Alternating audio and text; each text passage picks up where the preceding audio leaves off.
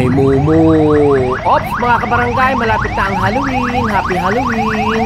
At dahil malapit na nga ang Halloween, ay nagkaroon ng parada ang ating Balele Child Care Development Center dito sa ating barangay. At yan nga, makikita natin ang mga batang napaka-cute na pumaparada at iba't ibang what we call this, kasuotan para sa Halloween ang kanilang ibinansyera ngayong umaga kay gandang ito.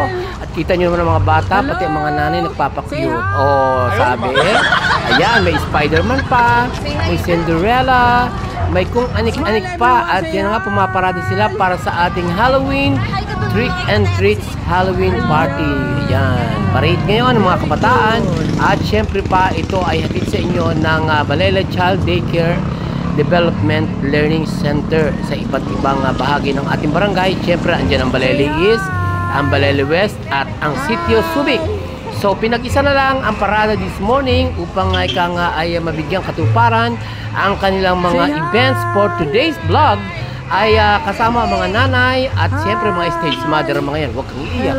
At talaga naman sinasabi kasi makukurot kita pag uwi sa bahay. O diba? Ganyan ang mga eksena kapag ganitong may parada ang mga children. Ayan, dahil nga Balele Daycare Child Development Learning Center today, parade celebration or Halloween celebration rather, ay dumaan muna tayo ang mga bata dito sa kapatid ni Kapitan Art Lirio at yan nga ay si Paring Clifton together with Madam, and of course namigay sila ng mga kung anik-anik na mga candies and giveaways. At yan nga, binandera na ni Paring Clip ang certificate na nagpapatunay na trick and treats for today's vlog.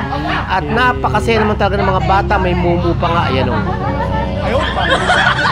kailangan? Yes, ang galing! Kitang-kita sa mga makeup at yung bata bagay na bagay sa kanyang outfit. At syempre, hindi pa huli ang batang Jollibee na anak ng ating barangay drivers na si Maki Lirio. At talaga namang cute na cute ang batang yan sa kanyang attire at sa kanyang outfit na Jollibee.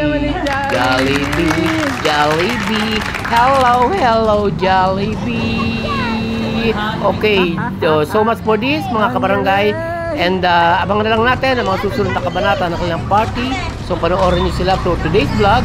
Yan sa kanilang mga daycare center, kung ano ang kanilang mga drama at mga talent portion at mga pagpapahalaga para sa kanilang mga